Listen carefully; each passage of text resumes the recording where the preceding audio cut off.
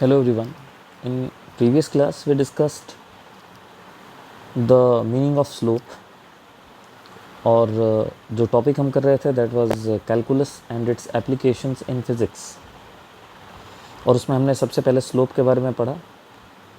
हमने देखा है स्ट्रेट लाइन का स्लोप किस तरह से निकाला जाता है और जो कर्व लाइंस होती हैं उनके स्लोप का मतलब क्या होता है। हमने पढ़ा कन्वेक्स जो ग्राफ होते हैं उनके स्लोप डिक्रीजिंग स्लोप होते हैं और जो कनकेव होते हैं उनके स्लोप इंक्रीजिंग स्लोप होते हैं। और फिर हमने पढ़ा कि delta y by delta x का क्या मतलब है और उसका ग्राफिकल मीनिंग क्या है। तो आज हम शुरू करेंगे डिफरेंशिएशन, ठीक है, जिसमें हम पढ़ेंगे कि d y by d x क्या होता है, ठीक है, उसका मैथमेटिकल मीनिंग और ग्राफिकल मीनिंग क्या है।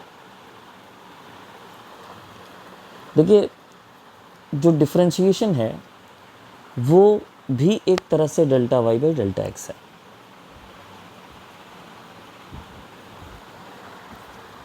जैसे कि पिछली क्लास में हमने पढ़ा उसी तरह से उसी जगह से शुरू करते हैं। तो मान लीजिए कि दो वेरिएबल्स हैं एक्स और वाई, और ये वेरिएबल्स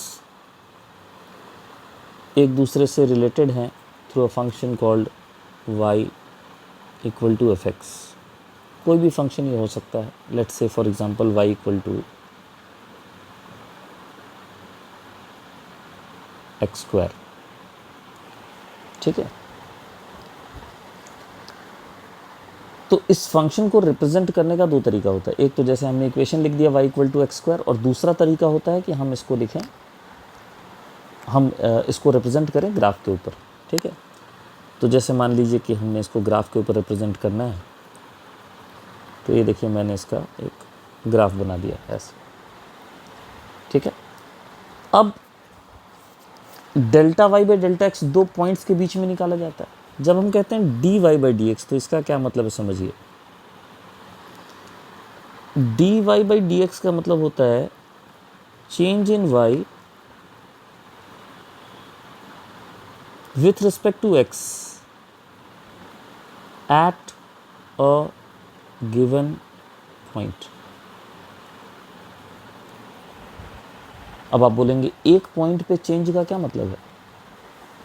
चलिए इसको एक एग्जांपल से समझते हैं। जैसे मान लीजिए y जो है उसके जगह हम ले लेते हैं पोजीशन, है ना। y जो है पोजीशन रिप्रेजेंटेड बाय x, और जहाँ x एक्सिस है वहाँ पे हम ले लेते हैं टाइम रिप्रेजेंटेड बाय t, ठीक। नाउ इफ y एक्सिस पे हमने पोजीशन लिया हुआ है और अगर हमने x एक्सिस पे टाइम लिया हुआ है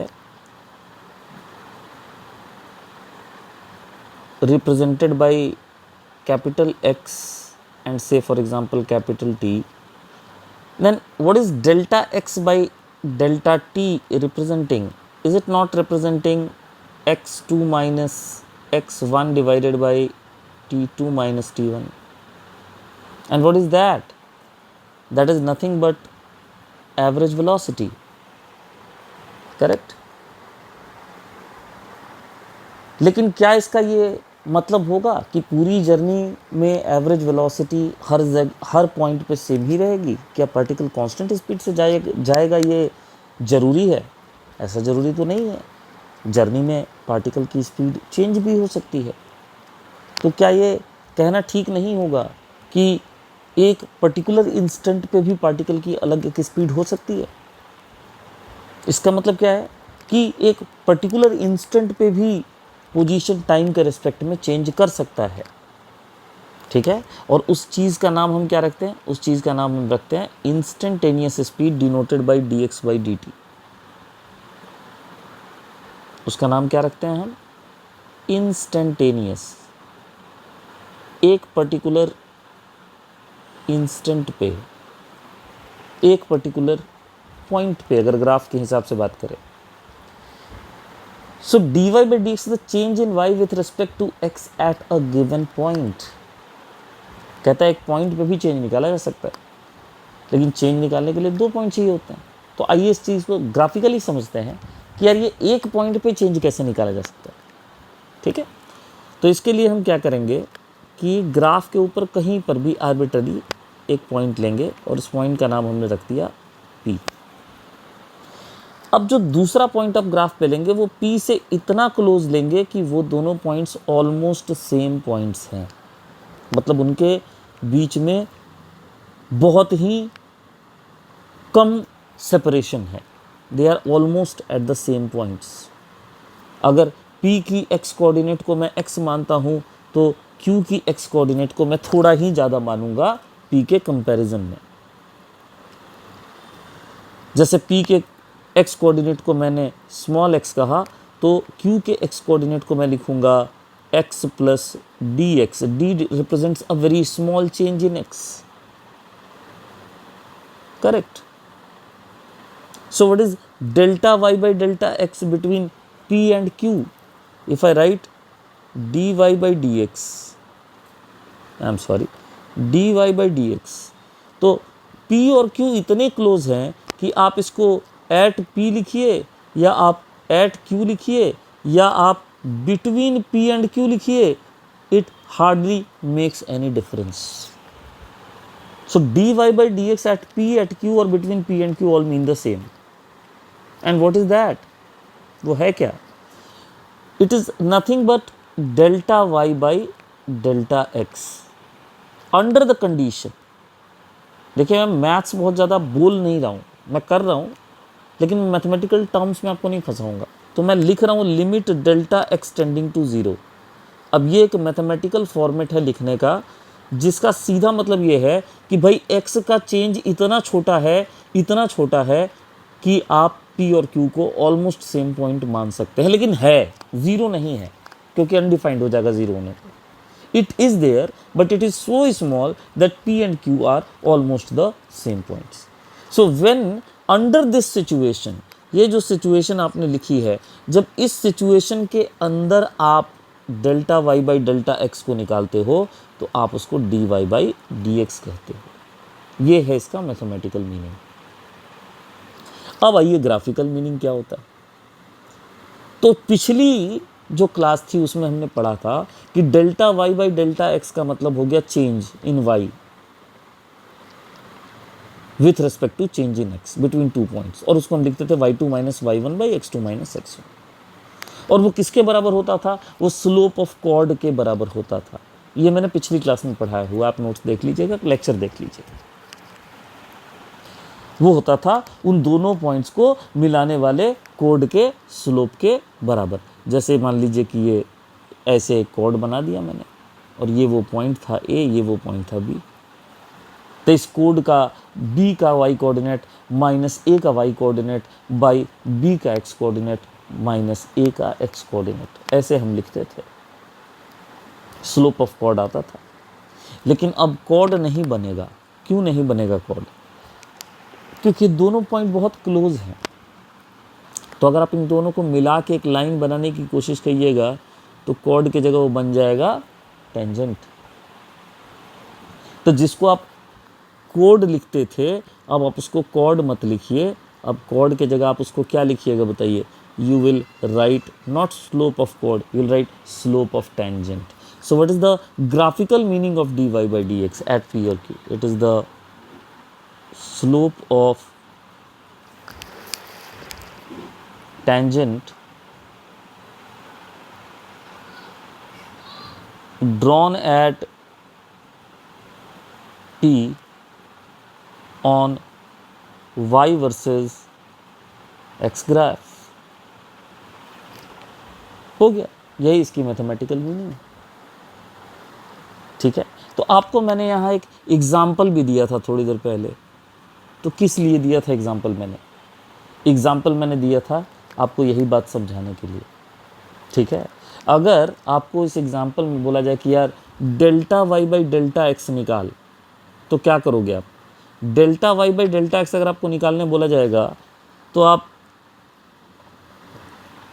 y2 minus y one by x2 minus x1 करोगे। Let me show it. So let's go through some examples. Okay, so example if y is equal to x square, find, या हम क्यों ना इसको फिजिक्स के क्वेश्चन के form में change कर दें कि if x equal to t square where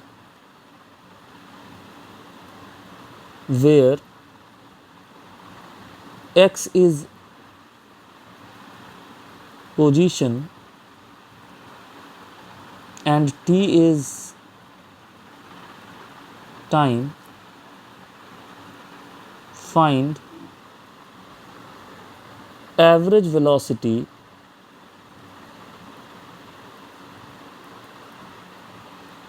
from t equal to 0 to t equal to, say for example, 10 seconds.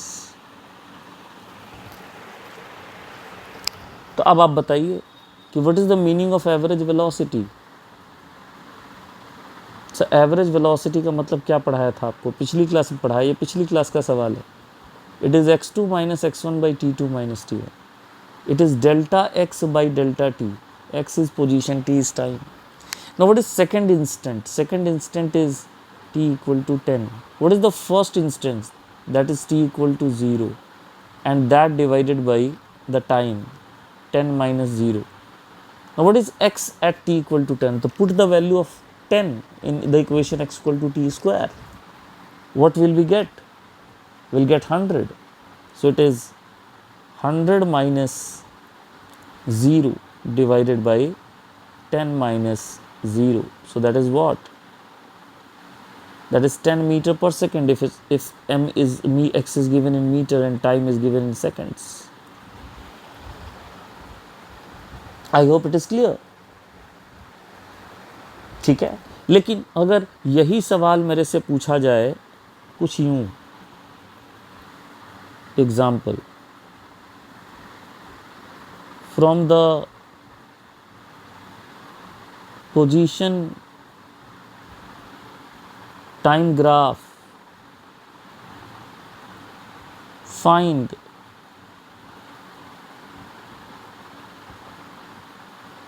instantaneous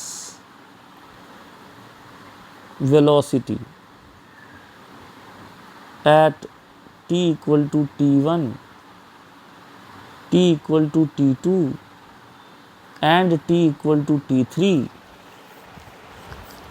अभी मैंने ग्राफ बनाया ही नहीं, अब मैं ग्राफ बना के दिखाऊंगा आपको.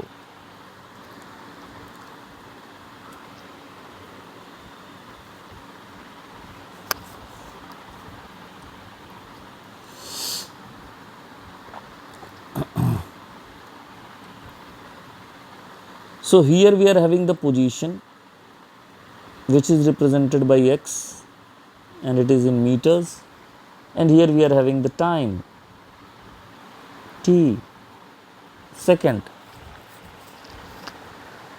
and this is the graph.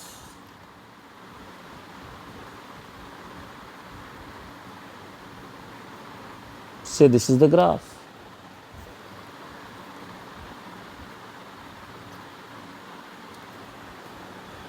ठीक है. अब इसमें मैं आपको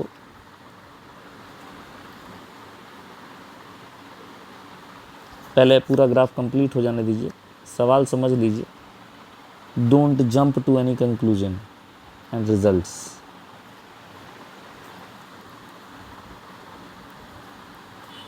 तो आप देखिए, ये अपना टाइम है t1. अच्छा, तरीका गलत है दिखाने का. Okay, let me B formal. तो जो टेंजेंट्स मैंने बनाए हैं ये आपकी हेल्प के लिए बनाए हैं, ये क्वेश्चन में दिया हुआ ऑलरेडी. ठीक है. सो this is time t1, this is time t2 and this is time t3. Now this angle given is 30 degree and this angle given is 60 degree, and they are asking us to find velocity at t1, t2 and t3. Now let's come to the answer. Now tell me, what is instantaneous velocity? Just now we have read कि अगर average velocity delta x by delta T होता है तो instantaneous यानी एक particular instant पे, है ना, एक पर्टिकुलर पॉइंट ऑफ टाइम पे, ठीक है, वेलोसिटी होगी D x by D T, ठीक। और ग्राफिकली इसको कैसे निकाला जाता है, तो it is slope of tangent. अभी तो हम ग्राफिकली ही निकालना जानते हैं, मैथमेटिकली तो अभी तक सीखा नहीं है। इसलिए ऐसा क्वेश्चन नहीं दिया गया कि x equal to t square है तो इंस्टेंटेनियस वेलोसिटी बताओ। क्यों नहीं दिया? क्योंकि मैथमेटिकली डिफरेंशिएशन कैसे किया जाता है ये भी आपको नहीं सिखाया है, ठीक है, अभी ग्राफिकली सिखाया है, तो उसी पे फोकस करेंगे, ठीक। तो इंस्टेंटेनियस मतलब एक पर्टिकुलर इंस्टेंट पे। पहले तो पॉइंट बोला था, पहले पॉइंट क्यों बोला था? क्योंकि पहले ग्राफ y और x के बीच में था, तो एक पर्टिकुलर x माने एक पर्टिकुलर पॉइंट। अब x के जगह पे टाइम आ चुका है, तो पर्टिकुलर x नहीं बोल के पर्टिकुलर t बोलेंगे। पर्टिकुलर t मतलब क्या हुआ? इंस्टेंटेनियस, उस इंस्टेंट पर, ठीक है। हर शब्द को पकड़िए क्यों उसका इस्तेमाल हो रहा है। सो इंस्टेंटेनियस मतलब एक निश्चित समय पे, एक गिवन टाइम पे। टाइम के लिए वर्ड इंस्टेंट यूज होता है, इंस्टेंट से बना है इंस्टेंटेनियस, ठीक है। अब आप स्लोप आप बताइए। तो अगर आपको वेलोसिटी लिखना है t इक्वल टू t1 पे, तो क्या लिखेंगे? वेलोसिटी आपको लिखना है t इक्वल टू t2 पे, तो क्या लिखेंगे? वेलोसिटी आपको लिखना है t इक्वल टू t3 पे, तो क्या लिखेंगे? तो तीनों में स्लोप लिख दीजिए। तो पहला वाले का स्लोप हो जाएगा tan 30 डिग्री, और tan 30 हो जाता है 1/√3, तो ये आपका आंसर जो आ जाएगा 1/√3 मीटर पर सेकंड आ जाएगा। जबकि T2 पे साफ साफ दिख रहा है कि आपका स्लोप 0 है, और T3 पे आपका स्लोप साफ साफ दिख रहा है, स्लोप मैंने पिछली क्लास में सिखा दिया, तो it is -√3 metre per second. This is what we are getting. So this is how differentiation is done in graphical form, okay. लेकिन अभी मैंने ऐसा क्वेश्चन नहीं दिया कि x equal to t square है तो बताओ 10 सेकंड पे वेलोसिटी कितनी होगी। एवरेज बता दिया, 0 से 10 पूछ लिया, लेकिन 10 सेकंड पे वेलोसिटी कैसे निकालेंगे ये नहीं अभी सिखाया है इक्वेशन के थ्रू। क्यों? क्योंकि मैथमेटिकल डिफरेंशिएशन अभी नहीं सीखा है, अभी ग्राफिकल डिफरेंशिएशन सीखा है टेंजेंट बना के। मैथमेटिकल का मतलब सीखा है कि dy/dx का मतलब क्या होता है, किया कैसे जाता है ये नहीं सीखा है, वो अब सीखेंगे, ठीक है। तो अब मैं यहाँ से लिख रहा हूँ आपको,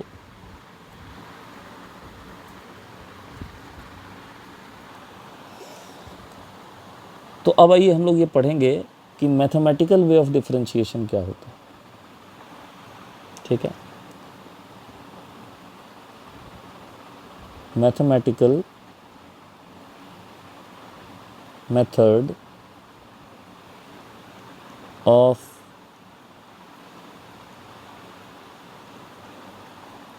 differentiation,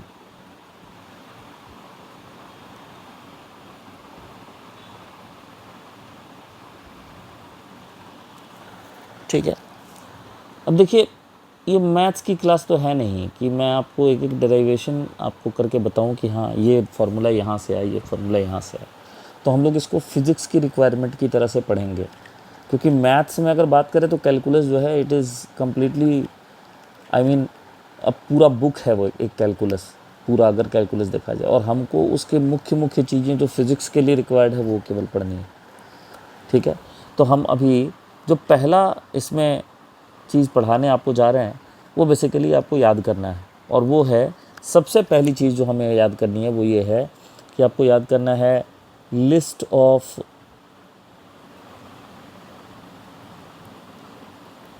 differentiation of some most important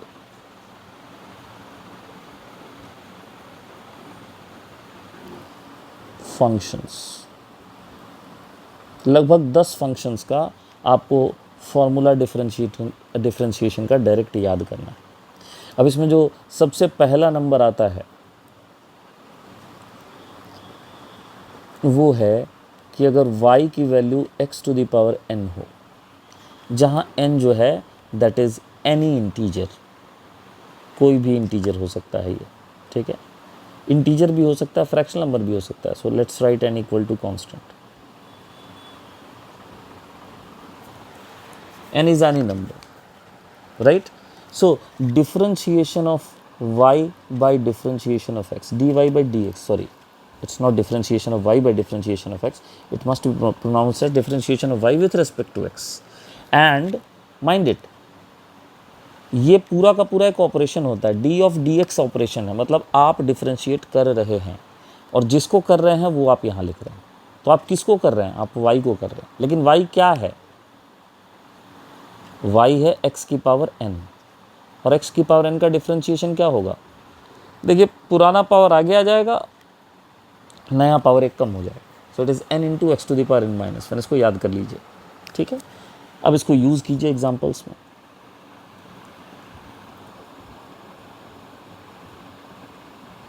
example, तो अगर मैं आपको बोलूं कि भाई आप डिफ्रेंशिएट करो एक्स स्क्वायर को, तो आप बोलोगे अच्छा, पुराना पावर 2 आगे आएगा और नया पावर 2 में से एक माइनस हो जाएगा, सो इट इज़ 2x की power 1, so it is simply 2x। अगर मैं आपको बोलूं कि आप डिफ्रेंशिएट करो एक्स क्यूब को, तो पुराना पावर है 3, नया पावर हो जाएगा 3 माइनस 1 2, तो 3x स्क्वायर हो गया। अगर मैं आपको बोलूं कि आप डिफ्रेंशिएट करो रूट एक्स को, तो रूट एक्स का मतलब होता है x की पावर हाफ, तो हाफ आगे आ गया, x की power half minus 1 is minus half, so it is nothing but 1/2 root x. If I say that differentiate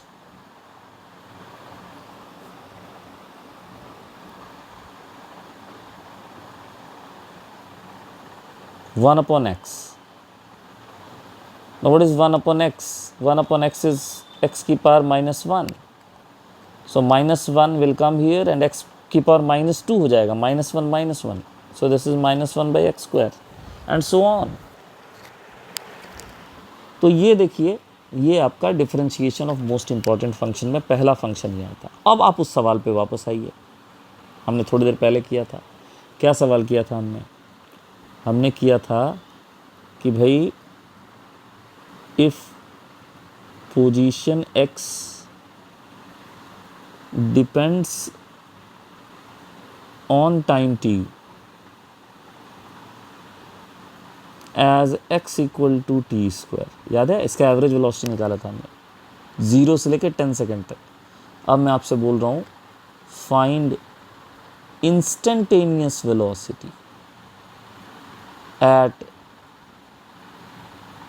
10 seconds. तो अब आप इसको कैसे करेंगे? तो हम जानते हैं कि भाई इंस्टेंटेनियस वेलोसिटी जो होता है वो होता है dx/dt।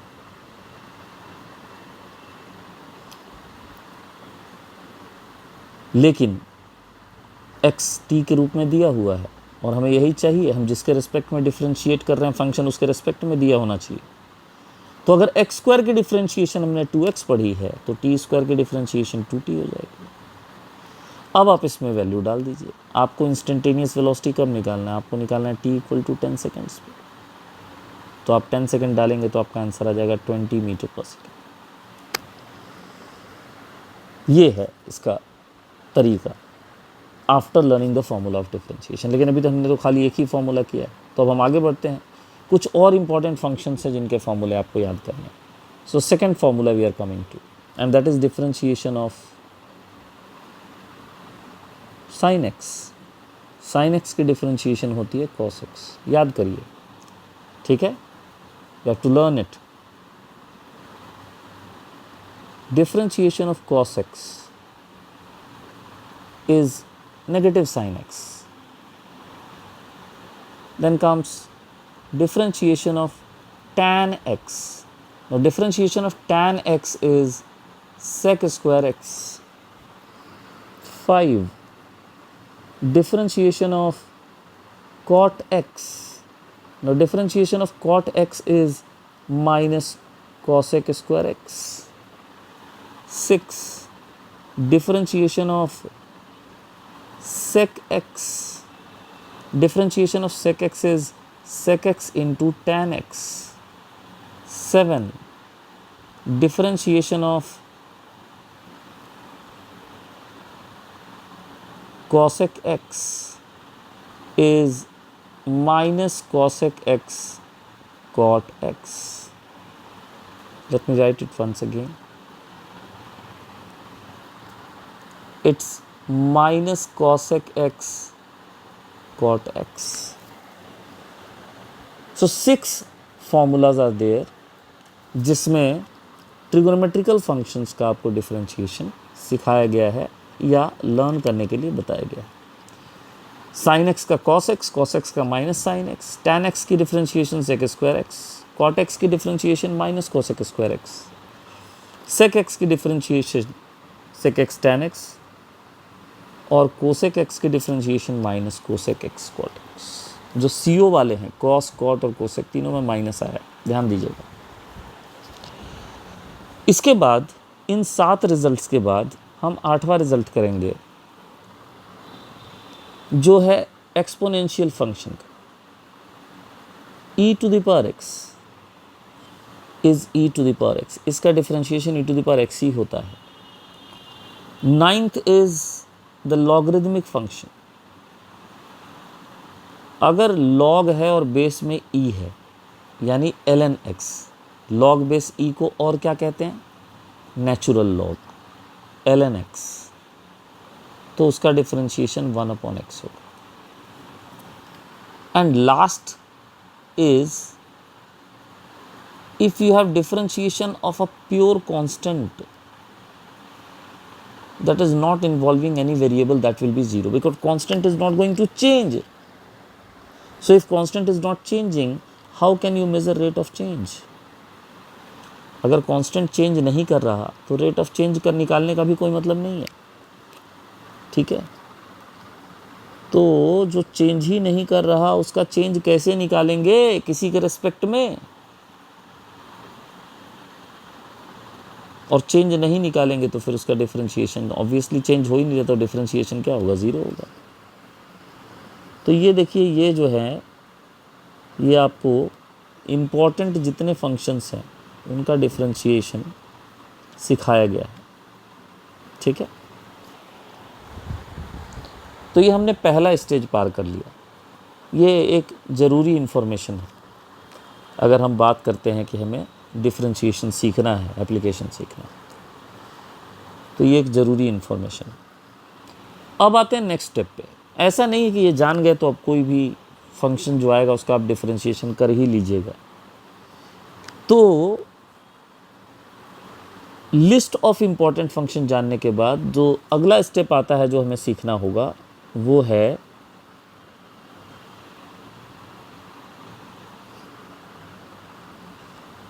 Important rules of differentiation. Differentiation करने के कुछ इम्पॉर्टेंट रूल्स. अब ये रूल्स क्या हैं? देखिए, अभी आपने केवल एक मोनो फंक्शन का, ठीक है, मोनोमियल फंक्शन जिसको कह सकते हैं, उसका आपने डिफरेंशिएशन करना सीखा. बाइनोमियल, ट्राइनोमियल, पॉलिनोमियल का कैसे करेंगे वो अब सिखाएंगे. सबसे पहला रूल जो है वो एडिटिव रूल है कि अगर आपको डिफरेंशिएट करना है बहुत सारे फंक्शन को, नहीं इससे भी पहले एक रूल है, सॉरी मैं पहले उस पर आता हूँ. देखिए, ये तो आपको मैंने बताया ही था कि अगर यहाँ पे एक प्योर कांस्टेंट है और उसका डिफरेंशिएशन करेंगे तो आपको आंसर 0 मिलेगा. इसी को हम लोग रूल में भी शामिल कर लेते हैं. चलिए, पहला रूल तो यही हो गया. लेकिन अगर आपको डिफरेंशिएशन करना है किसी फंक्शन ऑफ x का, लेकिन उसके साथ एक कांस्टेंट मल्टीप्लाइड है और वो कांस्टेंट k यहाँ दिखाया गया है, k is a constant, then how to differentiate it? Very simple, k बाहर आ जाएगा डिफरेंशिएशन के और आप चुपचाप उस फंक्शन का डिफरेंशिएशन कर दीजिए. उदाहरण के तौर पे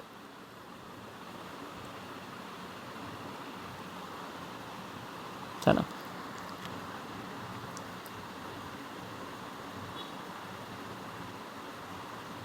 डिफरेंशिएट करके दिखाएं आप 3 sin x को, तो 3 बाहर आ जाएगा, sin x डिफरेंशिएट होगा। और हम भली भांति जानते हैं, अभी पढ़ा हमने कि sin x की डिफरेंशिएशन cos x होती है। अगर हमें डिफरेंशिएट करना हो 4x क्यूब का, 4 बाहर आ जाएगा, हमें डिफरेंशिएट करना पड़ेगा x क्यूब को। x क्यूब का डिफरेंशिएशन हो जाएगा 3x स्क्वायर, आंसर हो जाएगा 12x square and so on. तो ये है जो आपका सेकंड रूल है। Coming to the third one, ये तीसरा रूल जो है वो है एडिटिव वाला, कि अगर आपको डिफरेंशिएट करना हो, मान लीजिए x के रेस्पेक्ट में, और बड़े सारे फंक्शन हैं x के जिनके बीच में प्लस और माइनस साइन लगा हुआ है ना, ये all u v all are functions of x minded, ठीक है। एक लकीर बीच में खींच देता हूँ, चलिए नहीं तो मिक्सअप हो जाएगा, ठीक है। तो इसका डिफरेंशिएशन जो होगा वो होगा डिफरेंशिएशन ऑफ u आप कर दीजिए पहले, जो साइन बीच में लगा दीजिए, उसके बाद v का डिफरेंशिएशन कर दीजिए, फिर जो साइन लगा दीजिए, और यही काम करते जाइए, ठीक है। जैसे मान लीजिए आपको यहाँ पे दिया गया कि भाई डिफरेंशिएट करके बताओ, है ना, 4x4 minus 3e⁻x plus 4 log x minus 2 tan x। सबको अलग अलग डिफरेंशिएट करिए आप। तो सबसे पहले इस पे आते हैं, तो 4 तो कांस्टेंट है, कांस्टेंट रहेगा। x की पावर 4 को आप क्या लिख सकते हैं बताइए? उसको लिख सकते हैं पुराना पावर आगे नया पावर, ऐसे 3 बाहर निकल जाएगा इसमें, ex का डिफरेंशिएशन e⁻x ही होगा। 4 बाहर निकल जाएगा इसमें, log x का डिफरेंशिएशन 1/x होगा। और लास्ट वाले में -2 बाहर निकल जाएगा, tan x का डिफरेंशिएशन sec²x होता है। So the final answer is coming, and that is 16x³ minus 3e⁻x plus 4/x minus 2 sec²x. So this is the third result with an example. It's very simple. You have to differentiate all of them, maintaining whatever sign is there in the middle. Then coming to the fourth rule or fourth theorem, and it is saying that if you are differentiating many functions of x which are in multiplication mode, याद रखिए u, v, w all are functions of x. तो theorem कहता है कि देखिए पहले आप u को डिफरेंशिएट करें और v, w जैसे मल्टीप्लिकेशन में है वैसे ही छोड़ दें, फिर आप प्लस करें, फिर आप u, w और जो भी कुछ मल्टीप्लिकेशन में है उसको छोड़ दें और आप v को डिफरेंशिएट करें, फिर आप w को डिफरेंशिएट करें और बाकी जो भी कुछ है उसको ऐसे ही मल्टीप्लिकेशन में छोड़ दें, including u and v and so on. बस यही करिए, एक बार एक को डिफरेंशिएट करना है, बाकी सबको मल्टीप्लिकेशन में ही छोड़ देना है। आइए इसका भी एक एग्जाम्पल झटपट कर लेते हैं। Example x² sin x, I am taking a simple example. तो हमने पहले डिफरेंशिएट किया x² को और हमने छोड़ दिया मल्टीप्लिकेशन में sin x को। फिर हमने एक्स स्क्वायर को छोड़ दिया और हमने डिफरेंशिएट किया साइन एक्स को। What is the answer? The answer is x square का differentiation 2x into sine x plus x square ऐसे ही पड़ा रहेगा और साइन एक्स की डिफरेंशिएशन हो गई कॉस एक्स। नीचे लिख दें इसको, जगह नहीं थी यहाँ पे। देखिए मैं एडिट नहीं करता, जो चलता है एक बार चलता है।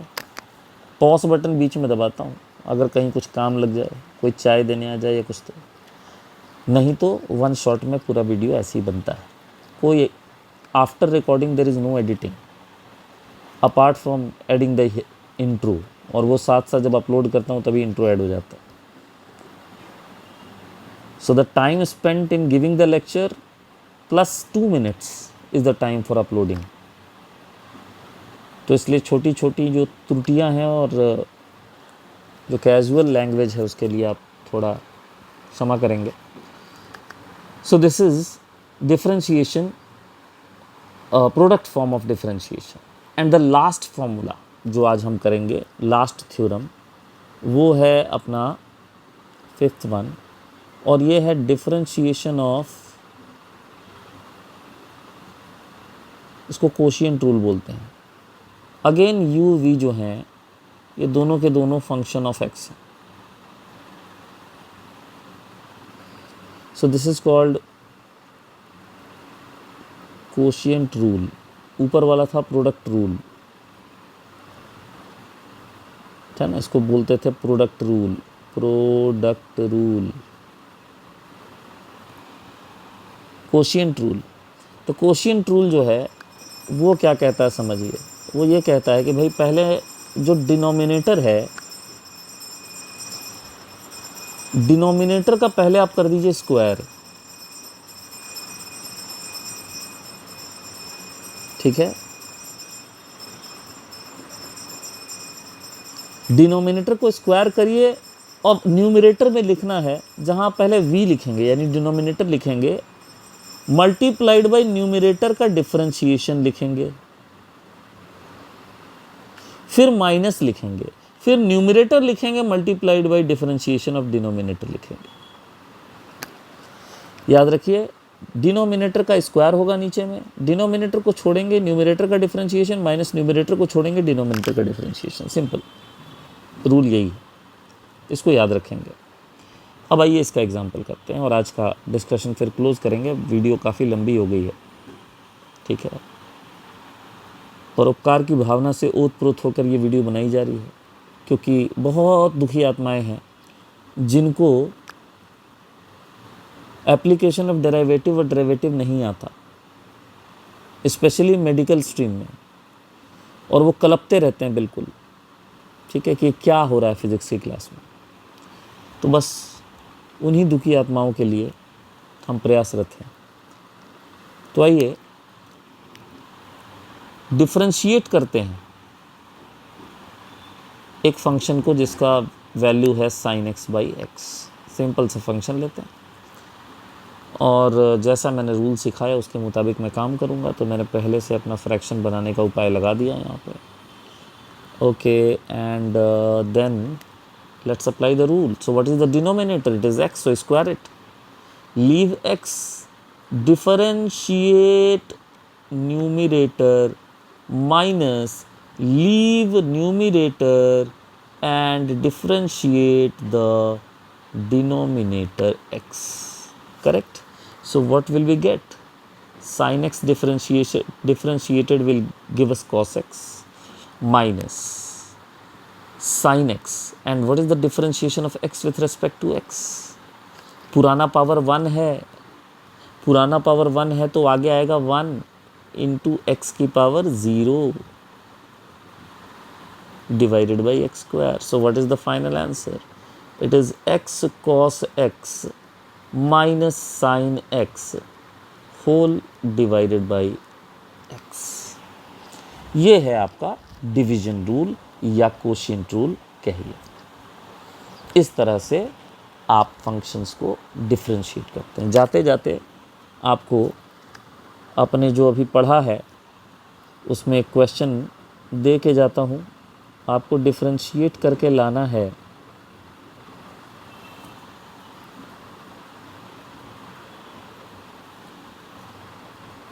1 plus tan x by 1 minus tan x। इसको डिफरेंशिएट करके लाइएगा। अगली क्लास में यहाँ से शुरू करेंगे और देखेंगे आपने सही किया कि गलत किया, और अच्छे से पढ़ के आइएगा। फिर हम अगली क्लास में इसको आगे बढ़ाएंगे और एप्लीकेशंस और फिज़िक्स के इंटेंस क्वेश्चंस जो होते हैं उसमें डिफरेंशिएशन। अब हम काफ़ी इक्विप्ड हो गए हैं कि हम थोड़े एडवांस लेवल के क्वेश्चंस में भी जा सकें, पर पूरी तरह अभी इक्विप्ड नहीं हुए, क्योंकि after you learn all this mathematical formula and theorems of differentiation, फिर उसको फिज़िक्स में अप्लाई कैसे करना है, उसके बाद इंटीग्रेशन पढ़ना, और इंटीग्रेशन पढ़ने के बाद ये सोचना कि किस प्रॉब्लम में डिफरेंशिएट करेंगे, किस प्रॉब्लम में इंटीग्रेट करेंगे। ठीक है, तो कंफ्यूजिंग है, स्पेशली जो नॉन ये मैथ्स वाले हैं, जो मेडिकल स्ट्रीम के हैं, उनके लिए थोड़ा सा ज़्यादा ही कंफ्यूजिंग होता है। So keeping them in mind and keeping 11th class students in mind, since this lecture is serving for all of them, तो हम थोड़ा सा इसको स्लोली हम इसको कंप्लीट करेंगे। तो आज यहीं तक होगा। Thank you so much. Please like, share the video and subscribe the channel. Thank you.